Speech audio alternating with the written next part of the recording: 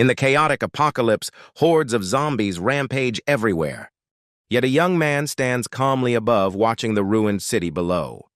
He brews steaming coffee, sits at his computer, and games through the night till dawn. His composure is unlike anyone else in the crumbling world. The reason he survives so long in this cruel era is ironically absurd. Whenever someone knocks begging for shelter, regardless of age or gender, he coldly sends them to the afterlife to ensure his own safety. The cause lies in his past life when he once helped a beautiful neighbor in distress. Unexpectedly, she went mad and bit him to death. But as he died, a strange system interface appeared and rewound time a few hours. From then on, given a second chance, he swore to avoid women and start anew. Using the system's power and his cunning wit, he killed the addict who used to bully him in poverty.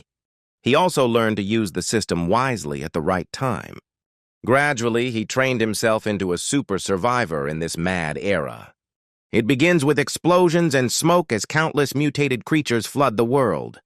A young man stands frozen, sweating, stammering, "It's over. We're doomed."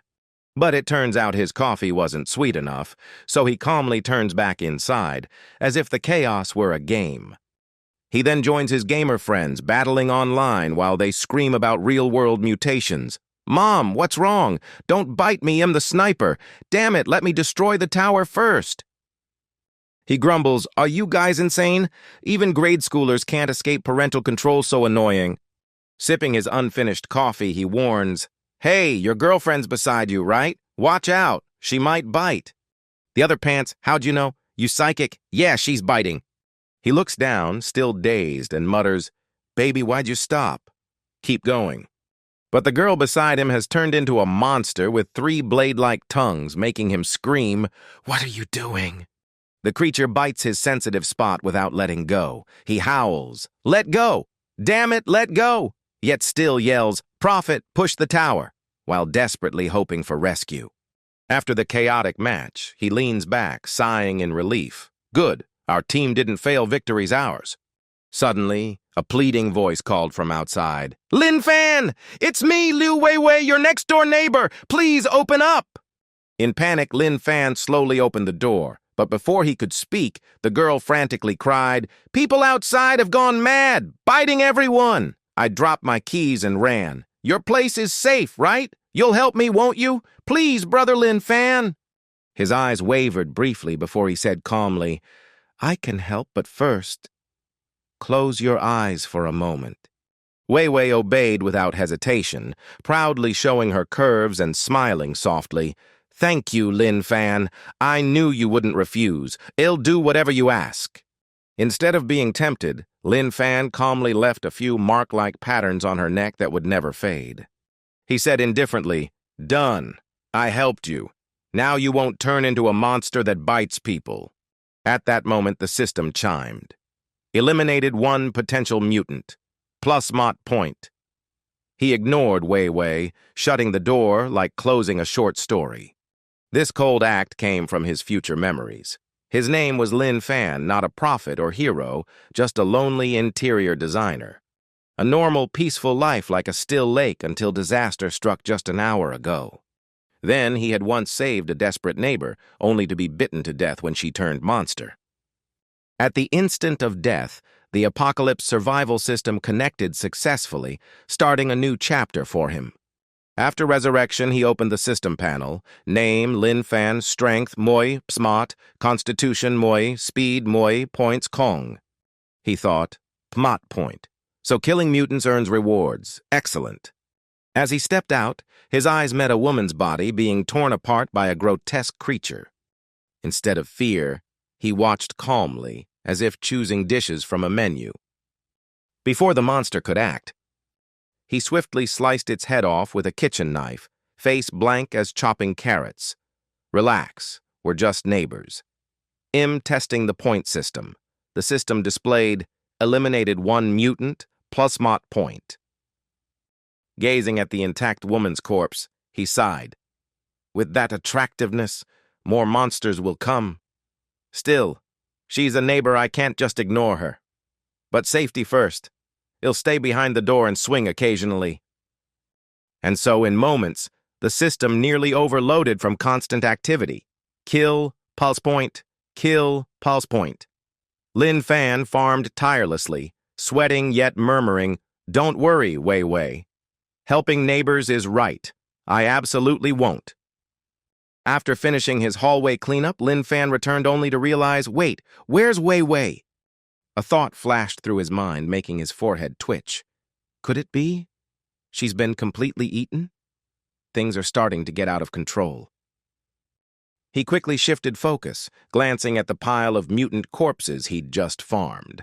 They were stacked like wartime ruins, sure to stink soon. As a lawful resident, he felt obliged to keep the apartment clean. So he began searching for ropes to tie the monsters neatly together. Then he eagerly looked for a sturdy pole to secure them in case one suddenly got back up. But just as he was cheerfully scavenging like a junk collector, his eyes froze at something odd down the hallway. A huge figure in a wheelchair was quietly rolling toward him. On its back, hundreds of eyes clustered together grotesquely, sending chills down his spine. Curiosity flared, Lin Fan crept closer, but the clearer he saw, the paler his face grew. Without hesitation, he gave the uncle his signature coconut head haircut in one clean swing, still politely saying, "Uncle Jang, you live on the second floor. How'd you get up to the seventh?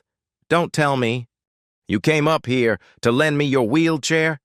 Wasting no time, he happily loaded the mutant corpses onto the wheelchair, pushing it while mumbling to his old friend, "Perfect timing, I was exhausted dragging them. You're so kind. Don't worry, I'll return it soon." After that, he cheerfully wheeled the load outside, parking it neatly by room Hai-Trumba as a token of thanks to the good neighbor. Once done, he stuffed all the monster corpses into the public trash bin, still pondering, so, the apocalypse really happened? I'm still doubtful, but to survive, I need to start scavenging supplies. However, I wonder if these count as household waste, recyclable, or hazardous. Living alone is a pain, no one to ask about these things. While lost in such nonsense, a sudden shout from upstairs startled him. A familiar face appeared. It was the bald, skinny guy with that dazed look, the junkie son of Uncle Joe. That scrawny body looked like it could be blown away by the wind, typical of a drug-wrecked life. Lin Fan recalled, "He once beat me half dead, stole my bike, got caught and returned it, then paid me back with another beating the next day." "Back to the present," Lin Fan coldly asked. "What do you want?" The man stared at him wide-eyed, as if seeing a ghost, and hissed, "Damn! You dare talk that loud? Aren't you afraid the mutants will hear?" Then he burst out laughing wickedly, "But being that stupid suits me just fine." He pulled out a piece of paper, scrawling a few commanding lines. "Go find some food and drinks, leave them at my door." The arrogant command clearly irritated Lin Fan, no longer the bullied boy of the past. He replied curtly, voice firm as steel, "Why should I? I won't." The man froze, face slapped by disbelief, stammering, "What? You?" Then he reassured himself, thinking, fools like him are easy to manipulate. He erased the old words and wrote again, "Do as I say, and I'll let you stay with me. Later I'll take you to a secret base. Trust me." But Lin Fan stood motionless, voice steady as stone. "I said I won't." That unshaken reply struck the addict's nerves. Veins bulged, and fury almost grew him new hair. Didn't expect this brat to have guts. Fine, don't blame me for being cruel. He roared and hurled bowls and pots like a madman, shouting, "You wanna die? I'll oblige," as if casting the flying dish awakening technique. The clattering noise echoed through the hall, loud enough to summon disaster. The nearby mutants heard and immediately shrieked, swarming toward Lin Fan, exactly the addict's brilliant plan. He laughed maniacally, taunting, "Still acting tough? What now? Frozen in fear? Legs too weak to run? Die!" But contrary to his hopes, Lin Fan didn't flee, he stood calm, as if bowling with corpses. Kill one mutant, gain 1 point. The addict gaped, eyes bulging white. Damn, this kid's actually strong? Yet he kept raving, laughing madly. "So what if you're tough? There's still one left. Bet you can't react, huh? Defy me and die, die, die. Lin Fan smirked, grabbing a still-living mutant with ease. You're right, there's one left. He lifted it gently like a bouquet and tossed it toward the man. Here, a gift for you. The monster lunged like lightning. The addict froze, unable to dodge, stammering, What are you doing? By reflex, he caught the mutant in his arms like a princess, but the ending was far from romantic. It tore him apart in seconds like a cheap toy. Watching the scene, Lin Fan turned away, leaving a cold farewell. If you have questions, ask it, unlike me. You still had someone to talk to. Sometime later, at the old Shikyu supermarket, Lin Fan continued his point farming, calmly clearing the remaining mutants while murmuring, "Kill one mutant, gain 1 point." Done, he gathered supplies and approached the cashier, now a mutant himself. Tapping the counter, he said lightly, "Boss, I'll take all this. Ring me up." After finishing, he strolled back to his beat-up vehicle, thinking, these supplies should last a while. Got some seeds, too, once I find land. I can start planting, self-sufficient. Then he glanced at his chipped kitchen knife, sighing, but maybe, it's time to get some real weapons. My hand's tired of swinging this one. In the silence, the deep startup of a familiar machine, a bus rings straight into Lin Fan's memory. He looks up, squinting at the sound, and thinks, a bus? Who drives a bus in this apocalypse? Far off, the bus lurches like a wounded beast, fleeing a pack of frenzied monsters as its engine sound invites the mutants. The engine grows nearer, roaring so violently the road shakes, forcing Lin Fan to step back. He stays rooted, watching the bus, the sound dragging his mind back to a bitter childhood memory. He remembers his cruel stepmother demanding he be expelled. This bastard still here. When will you get rid of it? It's an eyesore. While his father, meek as a puppet, promises soon, him finding someone to adopt, which only makes her scream. Young Lin Fan sat curled on the back seat, clutching a ragged teddy, tears falling. Mother, when will you come back? I don't need father. Please save me. I'm scared. Hearing him cry, the woman snaps harshly. Cry? Cry about what? Want to be beaten, you trash? In a fury, she yanks the steering wheel from his father. Stop the car. He'll teach that brat a lesson. The father pleads, Don't. Please, it's dangerous. Her hot temper knew no thought. She acted on the cruel instinct of someone without reason. She yanked the steering wheel, sending the car crashing into an oncoming truck. The impact killed everyone inside.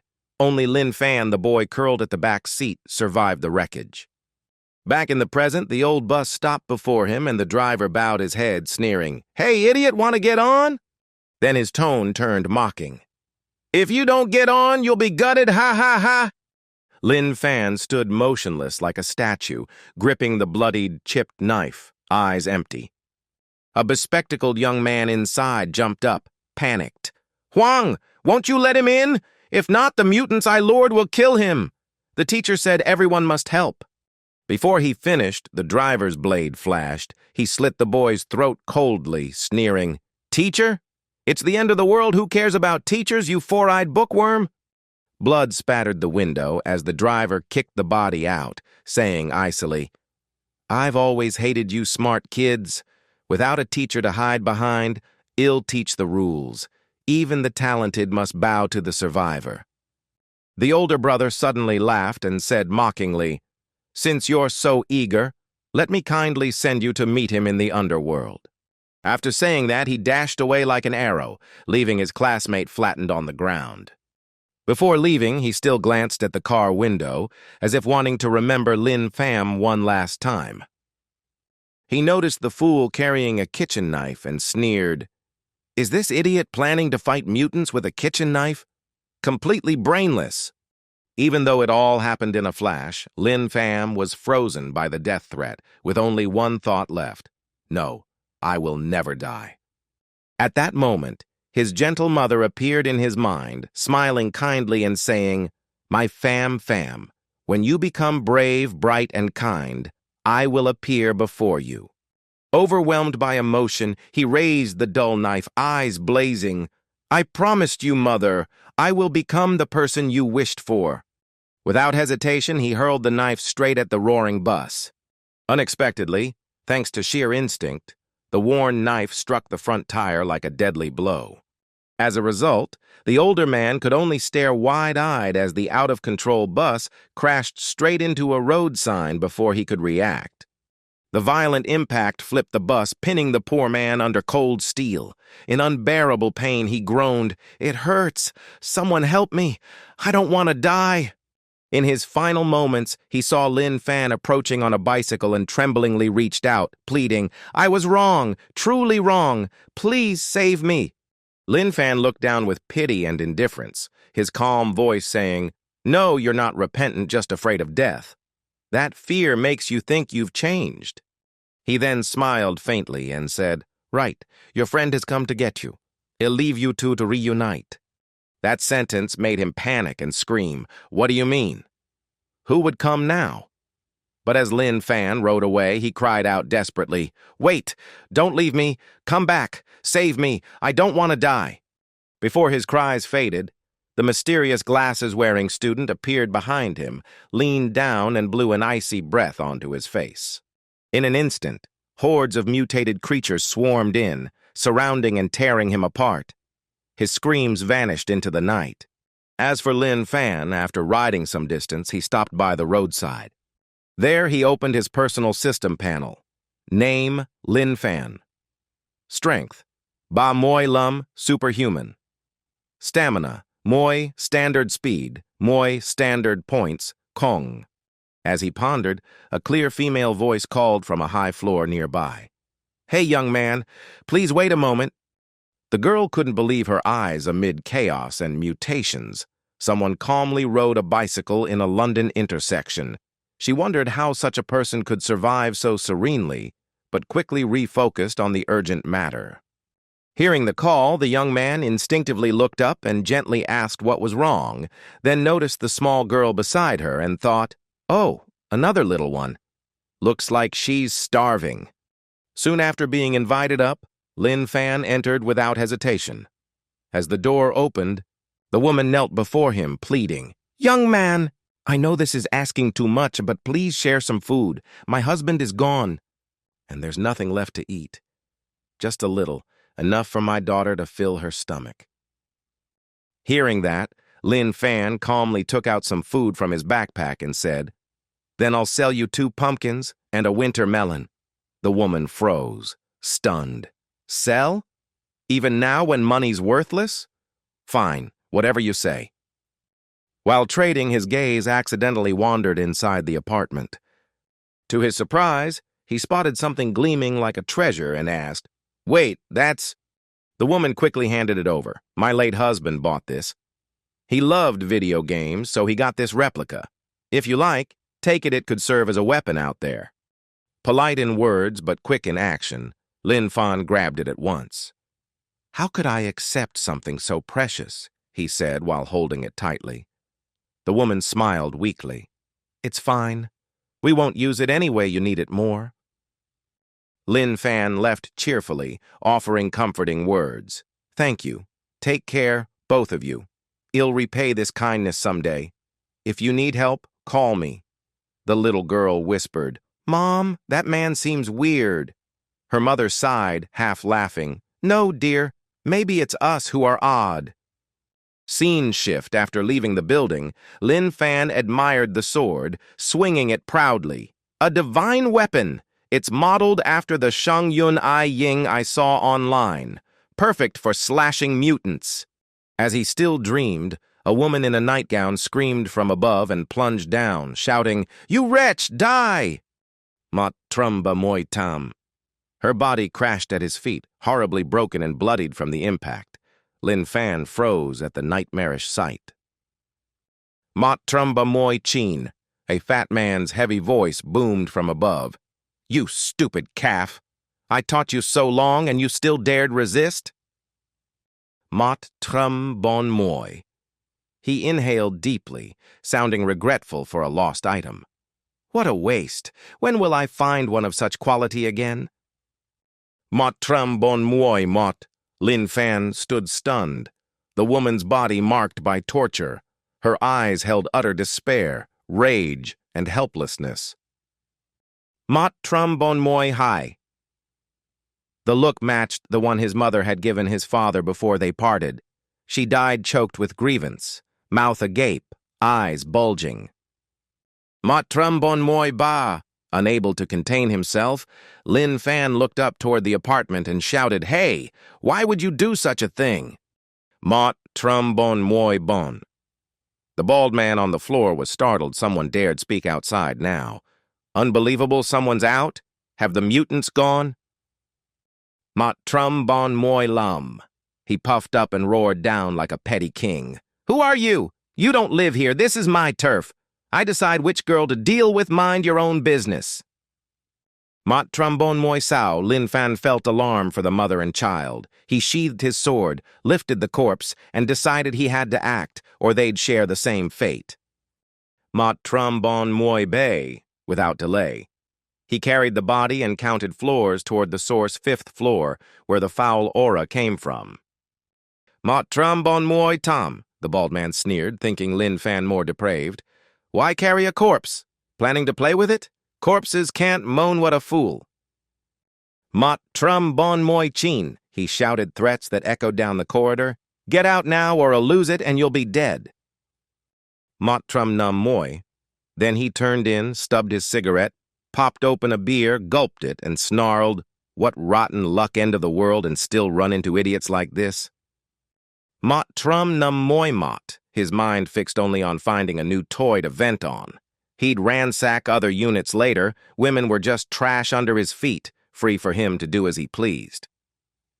He was plotting vile acts when loud knocks suddenly echoed from the door. Bang! Bang! Bang!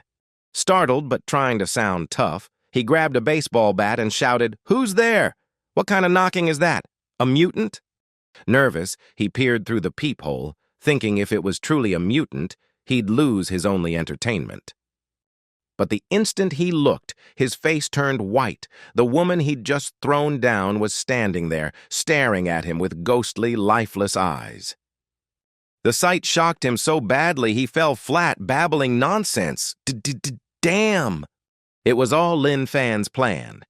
He carried the woman's corpse to the 5th floor and calmly said at the door, Open up. I know you're inside. Hearing the voice, the bald man exhaled in relief, cursing himself. You idiot! Scared me half to death, it's that lunatic! Then he yelled, Get lost, freak! You looking to die? But his shouting was a trick. He thought, the louder I yell, the more mutants will come and tear him apart while I sit safe inside Brilliant. However, before Brilliant left his lips, Lin Fan kicked the steel door off its hinges, smashing it straight into his forehead. The man fell, dazed, staring up in disbelief. No way. That's a reinforced door. Did he break it with his bare hands? Is he even human? Stepping in, Lin Fan frowned at the horrifying scene whips, metal cuffs, and animal collars scattered around. One thought flashed, so these were for torturing her. Without a word, he laid the woman's body on the floor. The bald man scrambled up, shouting, Get out of my house! Why'd you bring that corpse here? Are you insane? Lin Fan's icy gaze cut through him. Of course I brought her so you can witness your own judgment. Then he lunged like lightning, striking before the man could react. The man choked out, Let me go! In moments, 2 punches marked his face, one on the cheek, one on the eye. Lin Fan then strapped the torture gear onto him. The man screamed, What are you doing? Lin Fan gave no reply, walking calmly through the ruined street, dragging the chained man like a wild dog. Bringing a criminal to justice isn't that normal? He said coldly, as the bald man shrieked, Normal? You're crazy, let me go! Then, desperate, he rambled, You ever watch mutant movies? Or read apocalypse novels? Lin Fan glanced down and replied coolly, Yeah, I've seen them. The bald man then rambled on, citing trashy movies and novels to justify himself. In chaos, instinct rules. To survive, do whatever you want. Doesn't it feel good? Lin Fan stayed silent, then suddenly slapped him hard. Smack! Annoying idiot! Novels are novels, movies are fiction. Can't even tell real from fake, why keep living? The bald man stammered, but it's really the apocalypse now." Without another word, Lin Fan flung him straight into the police station gate, slamming him face first into the ground. The man screamed in agony, thinking, "How's he this strong? He kicked through a steel door like paper and just threw me meters away." Dazed, he still shouted to save face, "You fool! What's the point bringing me here? It's the apocalypse. Everyone's gone. Even here, no one can punish me." Lin Fan chuckled, not with joy, but pure contempt. "No, you're wrong. There is someone." Instinctively, the bald man turned to look behind him. And there, mutant police, half human, half beast with blood-red eyes, charged toward him, roaring like starved predators. Lin Fan watched calmly. "See? Even as monsters, they stayed to guard this place and punish scum like you." The next day, near the Huangshu Library, a heavily modified anti-mutant vehicle stopped before a large building. A stern male voice ordered, "Prepare weapons, never split up. If too many mutants, retreat immediately. Keep noise low." Another voice answered nervously, "Boss, wait for us to return." The man nodded calmly. "Don't worry, just stay safe." Then a short-haired woman with a striking yet commanding presence stepped forward, her sharp perfume lingering as she warned, "We're here to find medical books. Don't get distracted." The team replied in unison, "Yes, boss." They approached the library doors. One opened it while another aimed their weapon. Someone joked, "Looks like good luck today, no mutant signs inside." But the boss suddenly signaled, "Wait!" She drew her dagger and tapped the pillar 3 times to test for movement. One teammate said, "All clear, boss." Another chuckled, "You're too cautious." Unfazed, the boss woman pushed the door open and ordered sternly, "Less talk. Check the medical section now." To everyone's shock, a cheerful man inside waved happily, "Hello there." The group froze in place, terrified. Damn, a mutant that can talk human language. Seeing their faces, Lin Fan quickly reassured them, "Relax, I'm not infected. I'm human, truly human." The boss woman stayed cautious, stepping back and asking coldly, "What are you doing here?" Lin Fan calmly held up a book, pointing at the title, "Reading." What else would one do in a library? It was an encyclopedia on vegetable cultivation, ultimate survival knowledge in chaos. The man in the cap whispered to her, "Boss, he's got a point. Your question's kinda redundant." He immediately got a razor-sharp glare. "Shut up." Regaining composure, she said apologetically, "If we were rude, please forgive us." Lin Fan waved it off with a faint smile. "No problem. Just keep it quiet. It's still a library after all." Noticing the sword on his back, the buzz-cut man muttered, "Boss, that's a prop from an online game? Carrying it now? Maybe he's crazy." The man in the cap whispered, "Could it be a trap?" But the boss dismissed it. "Ignore it. Just stay quiet. Avoid conflict." The team answered in unison, "Yes, boss." As they moved inside, she glanced back at Lin Fan, still calmly reading as if the apocalypse didn't exist. A strange instinct told her, this man is anything but ordinary. Best to take the books and leave quickly. After gathering the needed volumes, she signaled, "Move out." But Lin Fan's voice called from behind, "Wait." Everyone froze, panic flashing in their eyes. "Hez crazy after all." The boss woman kept her calm, but asked sternly, "What is it?" Lin Fan replied casually, as if stating a simple fact.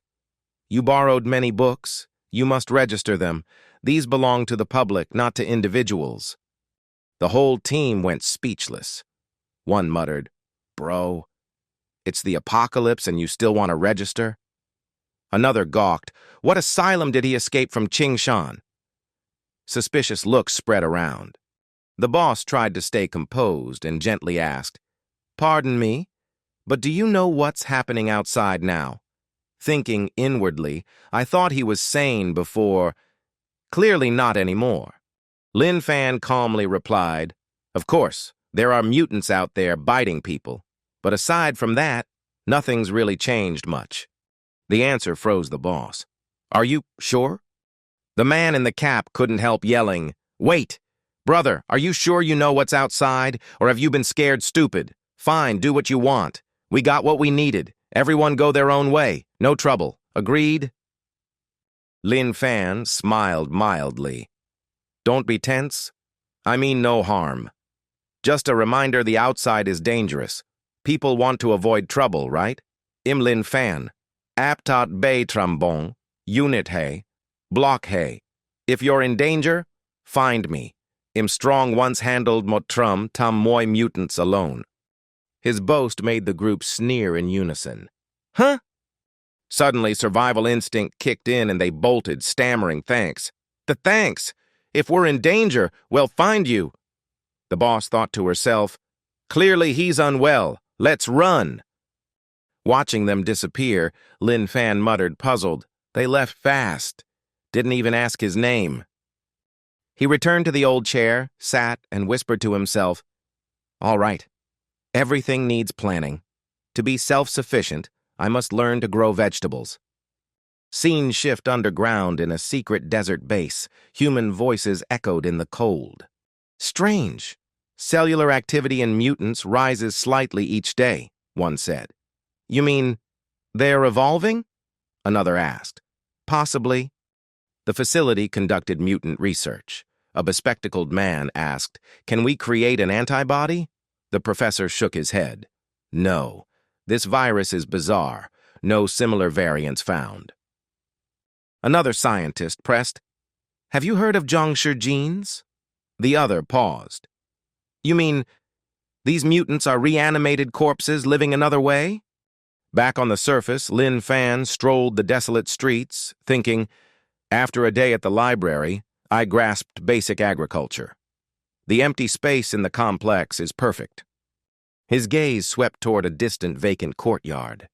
He inhaled deeply and shouted, anybody hear me? Reply, Im Lin Fan apt bay trombone, unit high, block high. I plan to grow vegetables in the complex. Any objections?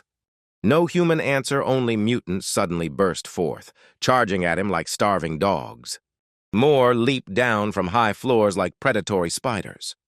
Yet Lin Fan remained unafraid, standing firm with arms open as if inviting them. Come. Immediately, multiple info panels appeared. Eliminated one mutant, Almat Point.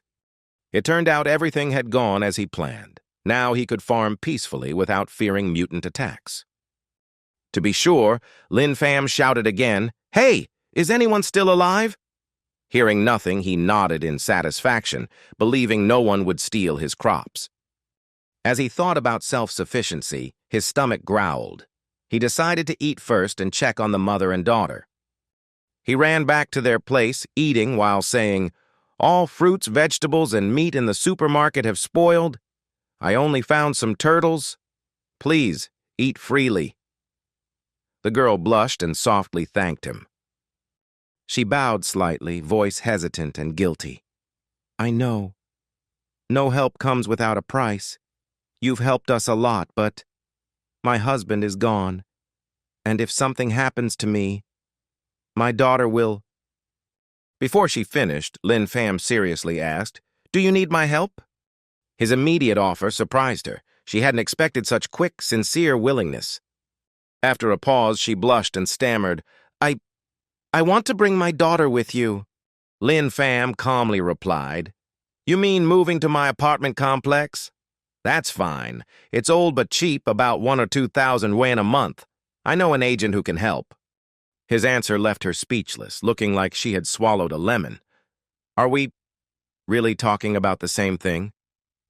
At that same time, in another high-rise building in the city, a group of middle-aged people gathered when a phone suddenly rang in Chen's pocket. Shocked, he thought.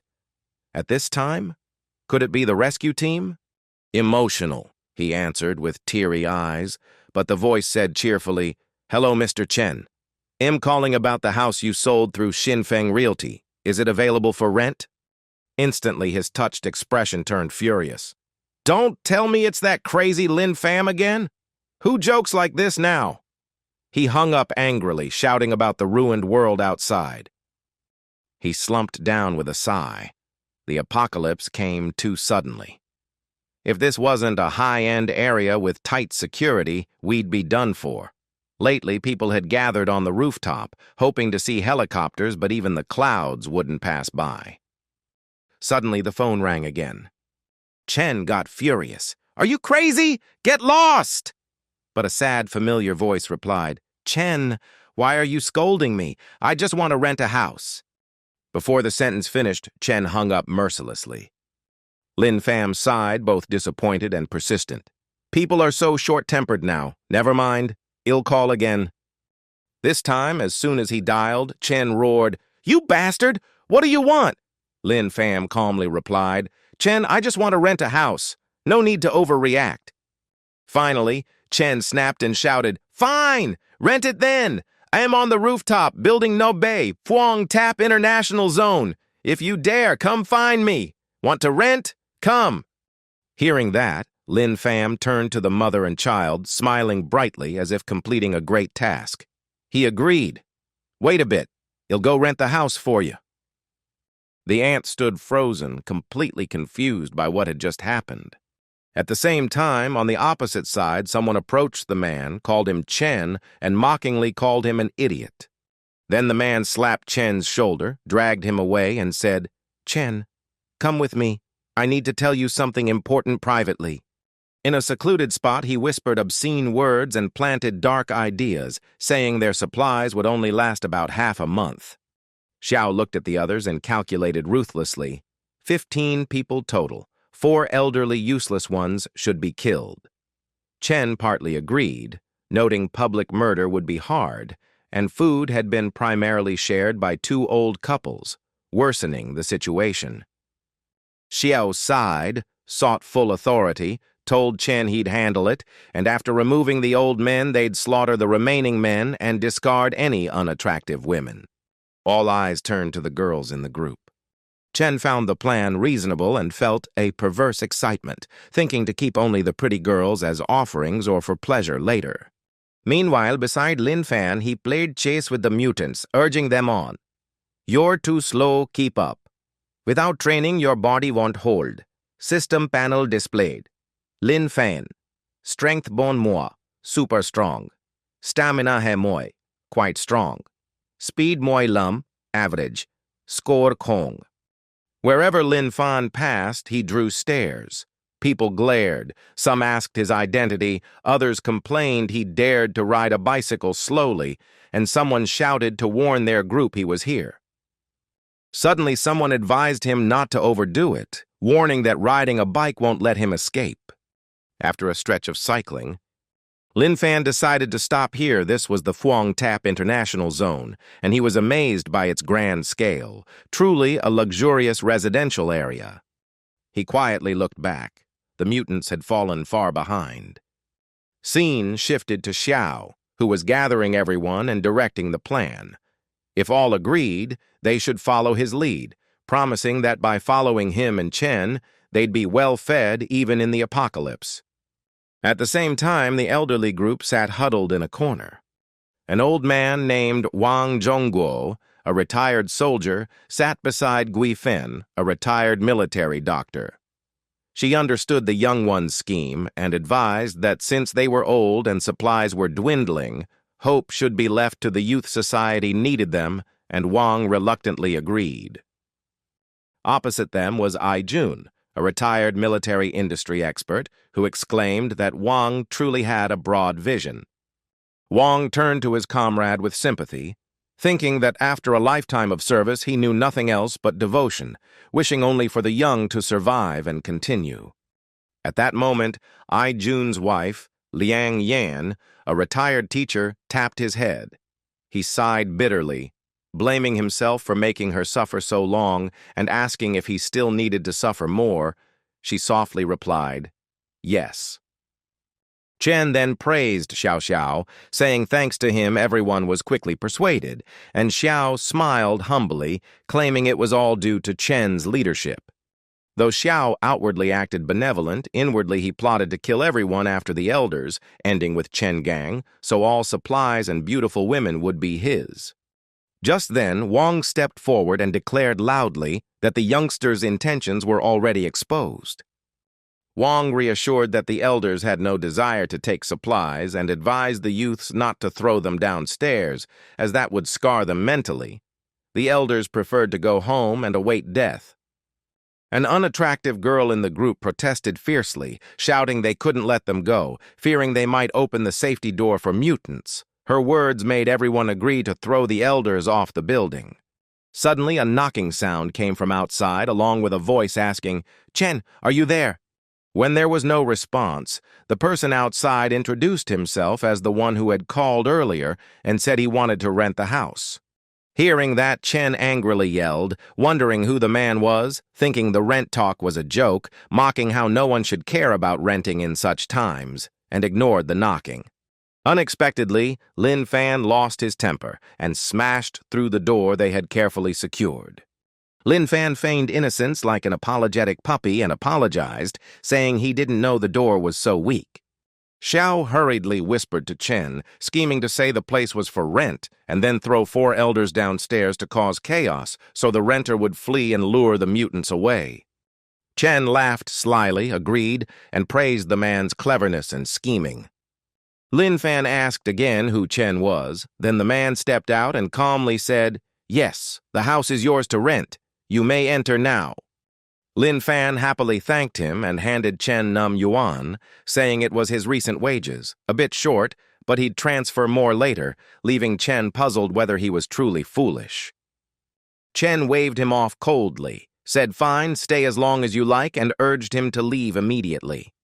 Lin Fan felt reassured, bowed a respectful thanks, and departed. But one man stopped him, asking if he was Jun, and the youth nonchalantly asked if the elder knew him. Lin Fan eagerly took his hand, saying he'd seen him on TV and called him a hero for leading engineers through hardships. Jun smiled modestly that it was all in the past. Lin Fan's expression suddenly grew anxious as he asked if the elders intended to leave the rooftop given the many dangers outside. Jun replied calmly they had decided not to return. Supplies were running out. They wanted to leave hope to the young, and the 4 old bodies were no longer useful. The remark made Lin Fan uncomfortable.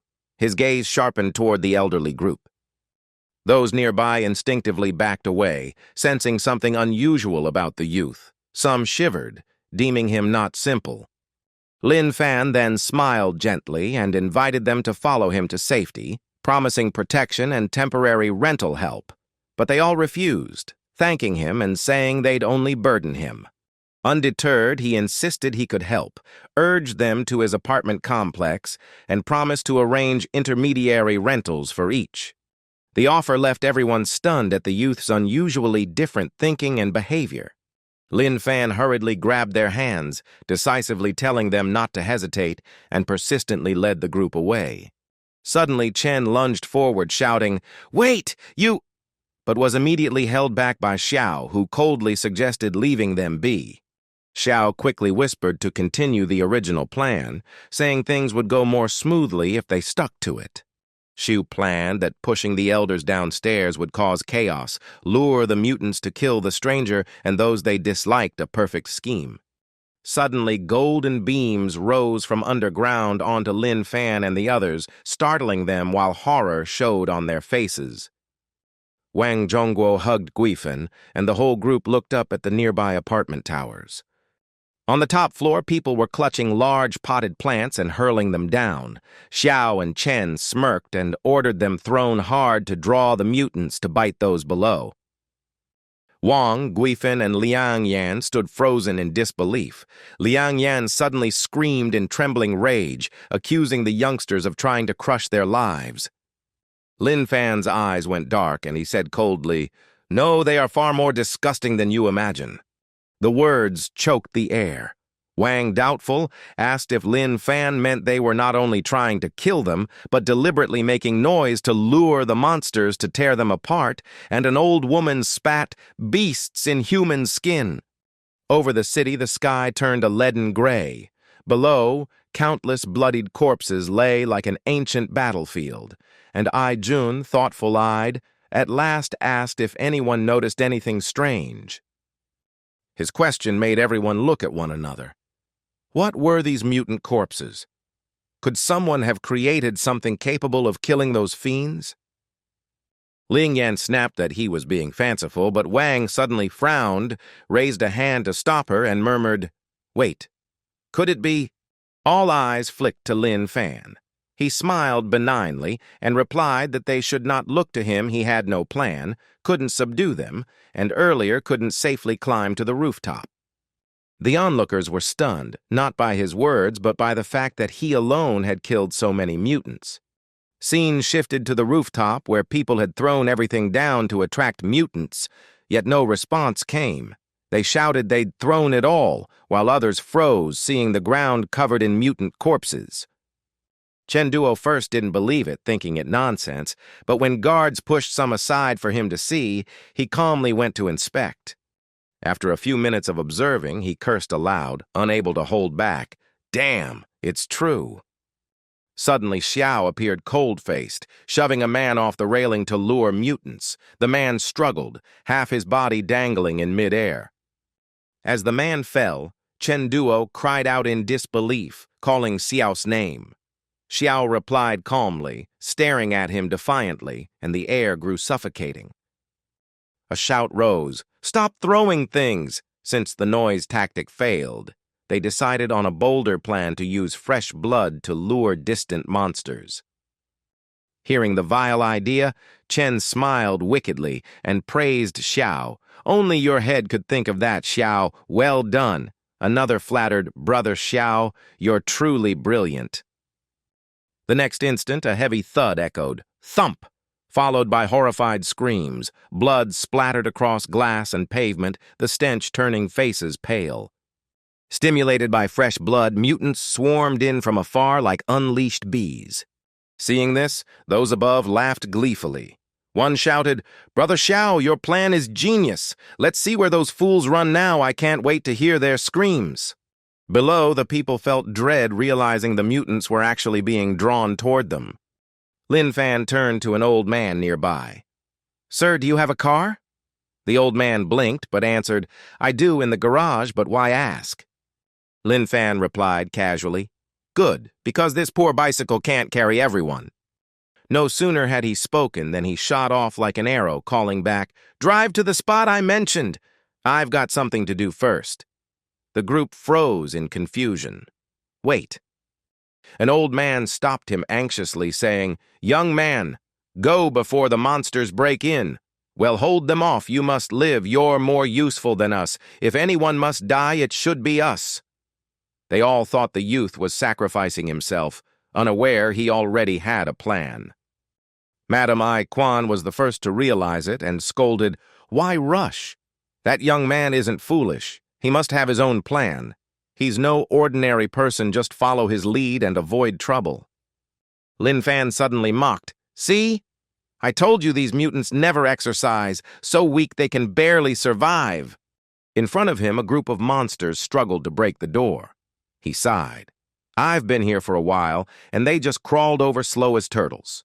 Chen Tu frowned and said seriously, "Brother Xiao, something's off. The door's still intact, yet that kid ran the other way." Xiao sneered. Scared out of his mind, must have gone crazy. Chen Tu smirked bitterly and muttered, "Brother Xiao's right again. That kid even opened the door himself, truly asking for death."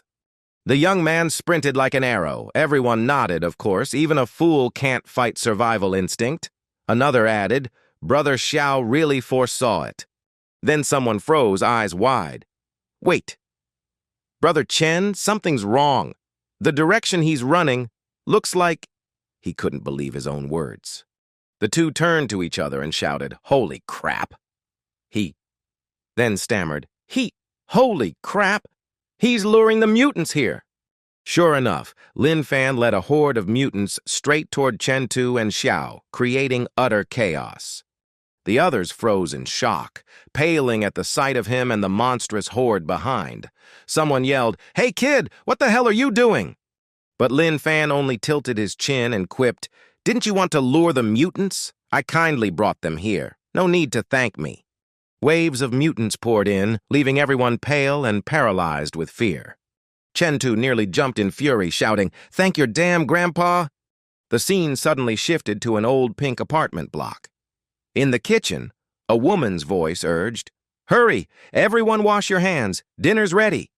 It was little Fei Fei's mother. She smiled at Lin Fan. "Brother Lin Fan, please taste my cooking," then sincerely added, "Thanks to you, my daughter and I can live safely." The old men laughed. "Yeah, without Xiao Fan, we'd be corpses by now." Little Fei Fei saw Lin Fan staring at her and asked shyly, "Uncle, why are you looking at me? Is there something on my face?" Lin Fan sternly asked, "Where's your backpack, Fei Fei?" The girl frowned innocently. "Backpack? What backpack, Uncle?" Hearing that, Lin Fan eagerly explained, though no one asked, even introducing Madame Liang, a retired teacher, to later teach the girl. He insisted, "You're still young and must study properly. I'll fetch your backpack and books, okay?" At the word study, Fei Fei teared up and asked her mother, choking, "Mom, it's the apocalypse. Do I still have to study?" Her mother sighed, patting her head. "Be good and listen to your uncle. He's right, studying is all you can do now." The girl's face crumpled as she cried, "I don't want to! Uncle's mean! You too, Mom!" As soon as she said that, everyone burst into laughter. From that moment, the Yangguang building where Lin Fan lived welcomed 6 new residents, turning the once gloomy place lively and full of laughter.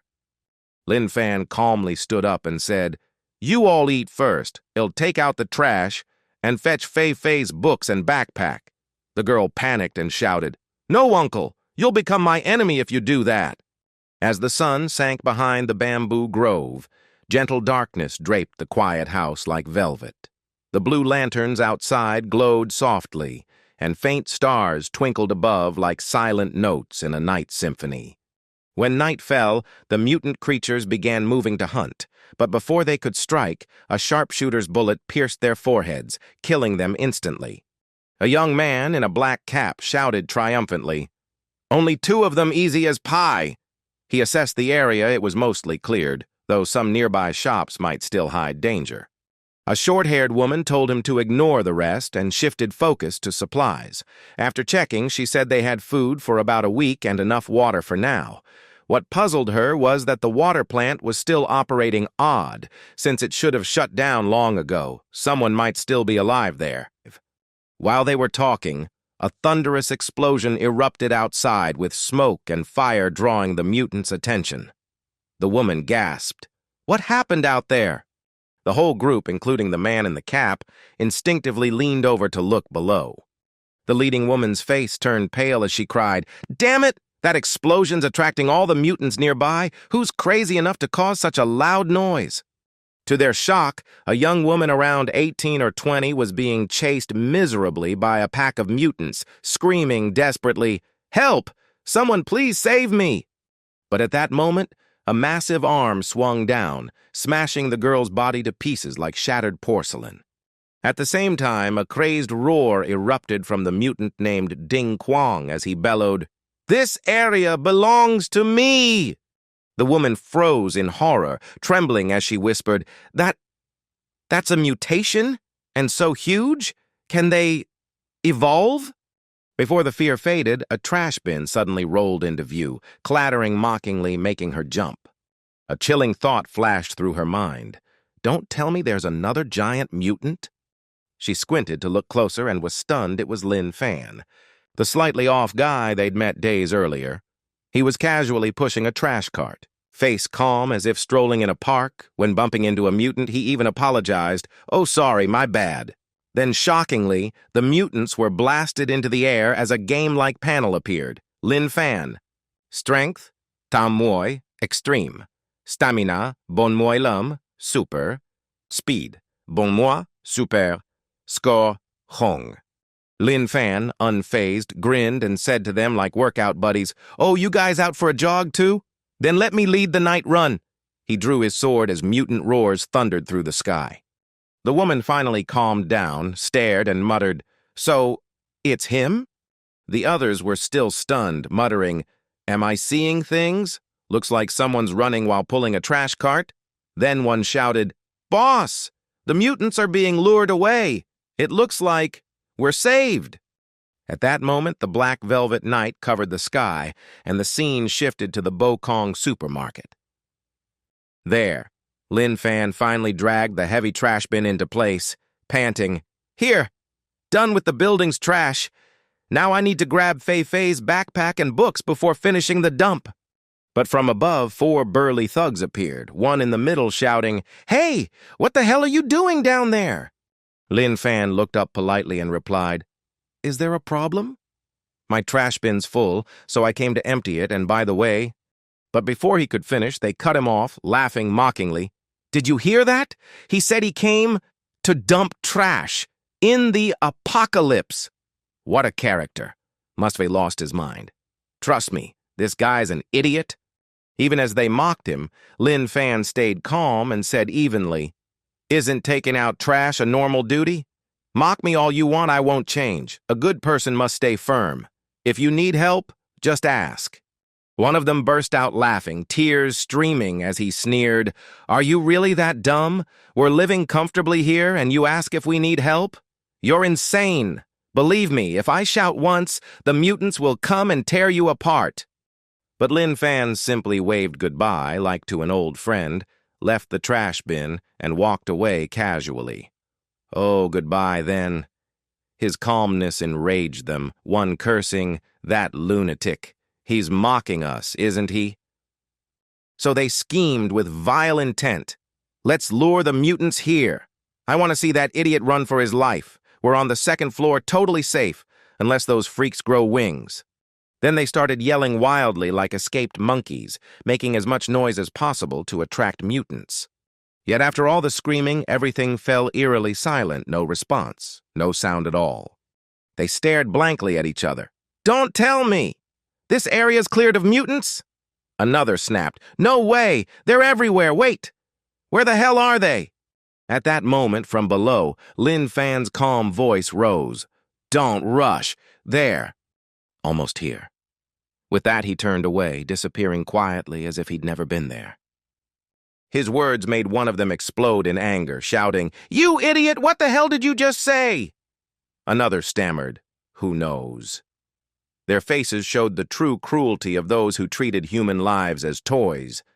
But this time, the game wouldn't go their way. Suddenly, the ground began to quake violently, pebbles rolling down the slope a sign of something terrible approaching. The young men looked at each other nervously. "Hey, do you hear that sound?" Another trembled. "Yeah, it's real. What the hell is that terrifying noise?" Before they could react, a massive shadow appeared, a monstrous creature roaring madly, its blood-red eyes and twisted face sending chills through their bones as their hearts pounded like drums. Elsewhere, a house lay flattened. Amid the rubble stood Lin Fan, backpack on and sword at his side. He shook his head lightly and murmured, "Those youths sure get along with zombies." Just then, faint sobbing echoed from afar, weak but piercing in the night, making him pause and turn toward the sound. The crying led him to a bookstore with a faded red sign, Shan Jia Bookhouse. The voice sounded like a child's. He slowly climbed the steps, thinking, in a ruined place like this, could there really be a child left? When he reached the upper floor, the sight froze him. A woman hung from the ceiling, her body swaying lifelessly in the air, a scene of utter horror. The woman's face was pale as wax, eyes wide open, mouth agape, arms limp. Around her neck hung a cloth sling holding a baby, still barely breathing. He stood frozen, countless questions swirling. The baby was alive. Why had the mother chosen death? Despair? Protection? If he stepped forward and it was a trap, he might die here too. But conscience prevailed. He sighed softly, approached carefully, and untied the cloth. Inside was a tiny baby girl and a blue object, a journal. The child cried weakly but persistently, clearly starving. He gently cradled her, soothing, "It's okay, don't cry. He'll get you out of here." With no milk, he let her suck his finger to ease the hunger. When her crying quieted, he noticed the old, faded blue journal tucked beside her. On the first page in shaky handwriting, no rescue, no food left, I'm growing weaker. I know I won't last. The dead all turn to zombies. I won't let my child suffer that fate. While I still can, I'll prepare. Lin Fan closed his eyes, imagining the mother writing those words, tears falling silently as she held her child, terrified yet full of love. The next lines tightened his chest. I fear ill harm my child, so I pulled out my teeth and bound my mouth. Even as a zombie, I won't bite my baby. The final line was blurred by tears. My daughter's name is Meng Meng. If someone finds her, please save her. I know a child is a burden in this apocalypse. If you must kill her, let it be painless. Don't let her be eaten. I don't know if anyone's left alive, but I'll gamble that good still exists, that a mother's love is not in vain. After finishing the last words, Lin Fan stood in silence, then bowed deeply to the woman. Rest easy, he said solemnly. I'll make sure your daughter survives this apocalypse. At that moment, a strange clattering echoed down the hall, a basketball rolling toward him from nowhere. Lin Fan tightened his hold on the baby, eyes sharp as the ball stopped at his feet, a bad premonition rising. Suddenly, a blood-curdling scream rang out. A monstrous creature lunged from the darkness, 9 crimson eyes glowing, hair wild, fangs jagged, claws flashing as it attacked. Huh! He twisted aside, dodging by inches. Its speed stunned him faster than any zombie he'd faced before. Missing its strike didn't slow the creature. It lunged again, relentless. Lin Fan drew his long sword, retreating as he thought, a monster this strong appearing here. How did the baby even survive? A flash of realization struck him. Could this zombie have deliberately kept the baby alive as bait, waiting for someone to come save it? As he pondered, the evolved creature lunged again, lightning fast, giving him no moment to rest. A silver streak flashed. Lin Fan held the baby tight while his other hand slashed down. The sword split the monster cleanly in two, black blood spraying everywhere. Ting!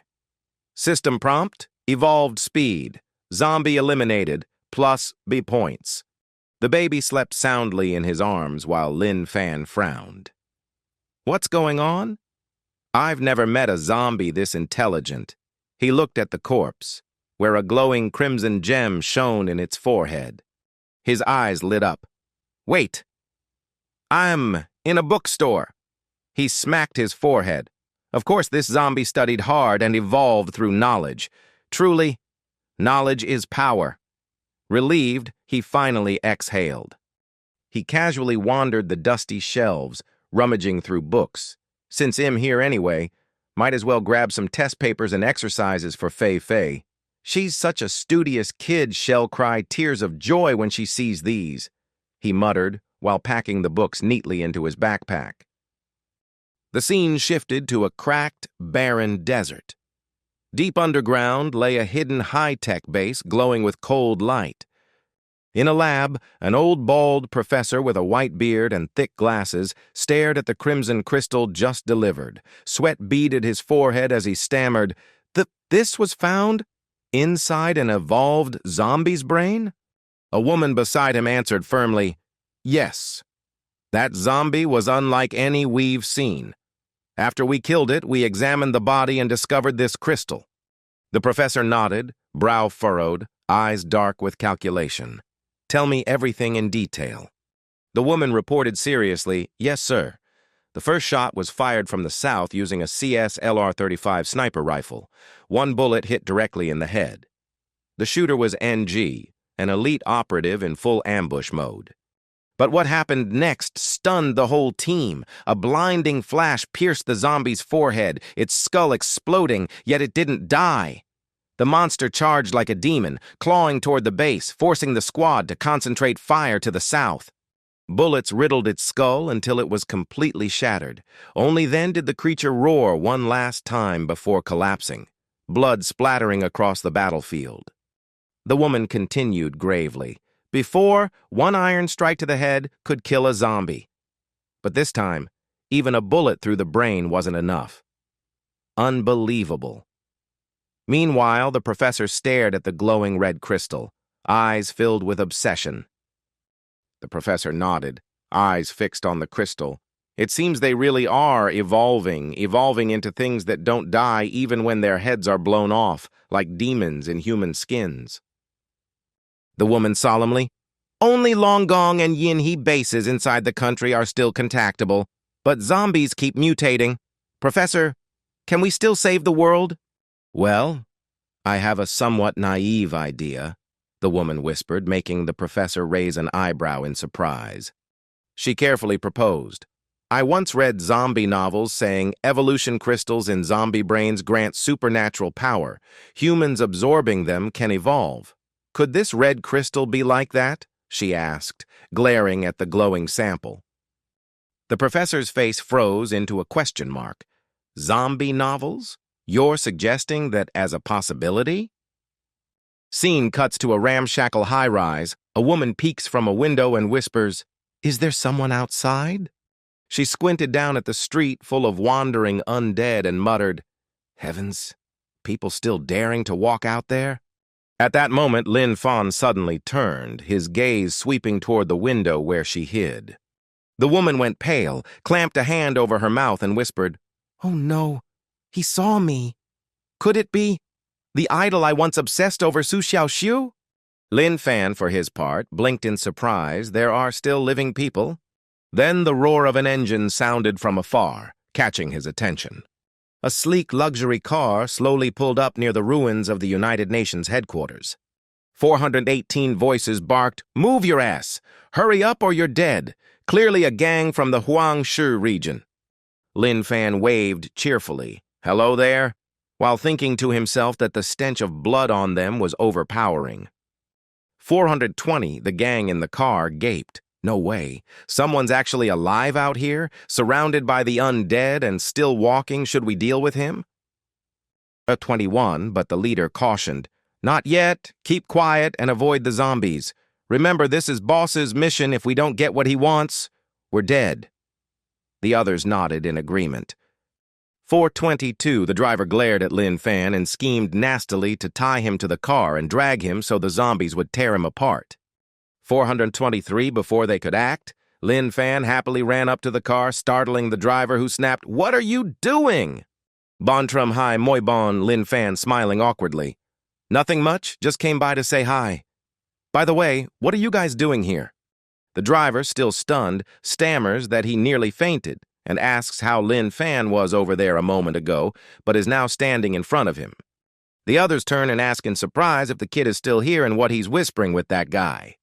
The driver dodges, pretending nothing happened, and asks if they've delivered the boss's goods.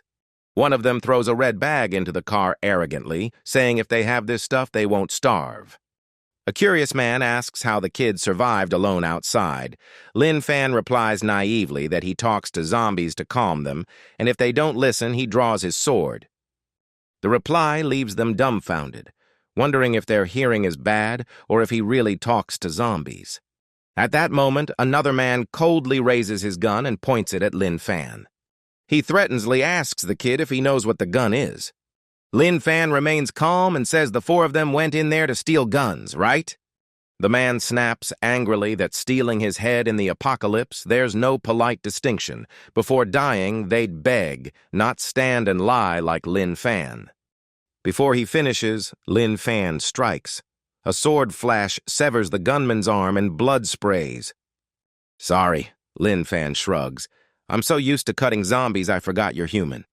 The man beside him draws his gun, screaming that the kid is dead meat. Before he can pull the trigger, his body is cleaved like tofu and he collapses silently. The rest turn pale and whisper that Lin Fan's speed was faster than their eyes and wonder if he's really human. Inside the car, the driver screams for them to be quiet, warning that yelling will attract zombies and to get in. But the group stands frozen like stone. No one moves. The driver, furious, floors the gas and yells hell report to the boss and that the boss won't spare Lin Fan. The others shout after the car that they haven't gotten in yet and demand it turn back. It's already too late. The car vanishes in a cloud of red dust, leaving the remaining men staring in panic. Lin Fan sheathes his sword, sighs, and lectures that even zealous zombies won't tolerate criminals, one of the two retorts that it's the smell of blood after Lin Fan's killings that attracted them. Suddenly, Lin Fan lightly taps his toes and soars onto the rooftop like a swallow, moving with effortless grace. Before leaving, he looks back and says into the night, "Remember, this justice may arrive late, but it will never be absent." He smiles, waves at the stunned gangsters below as if bidding farewell to old friends. As his laughter fades, zombies swarm in from all sides, surrounding the area while the criminals panic and shout to draw their guns. "It's too late. I don't want to die here." Their screams mix with the howls of the undead, forming the chaotic symphony of the apocalypse.